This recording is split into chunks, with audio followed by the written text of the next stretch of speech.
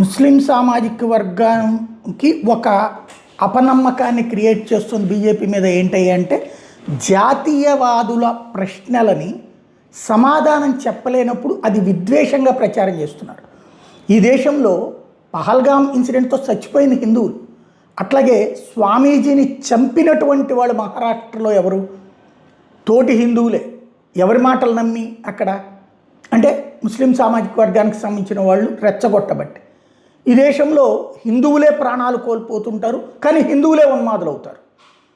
నేను వందే మాత్రం పాడను అన్నటువంటి వ్యక్తి సెక్యులర్, అతనికి మత హక్కు ఉంటుంది. వందే మాత్రం అనేది ఈ దేశపు ఆత్మ.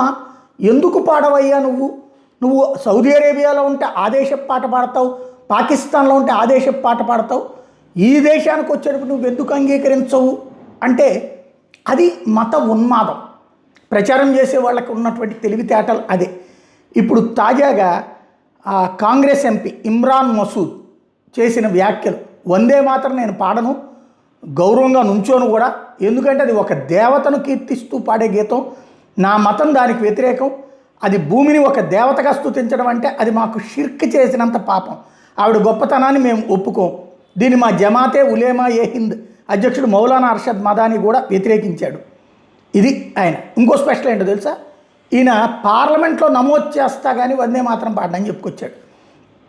మరి ఇలాంటిది మతపరమైనటువంటి ఉన్మాదం అవ్వదా? పార్లమెంట్లో నువ్వు నీ మత ప్రార్థనలు చేసుకుంటావా? అదే సందర్భంలో భరతమాతని మాత అంటే ఒప్పుకోవా? ఏం పద్ధతి ఇది?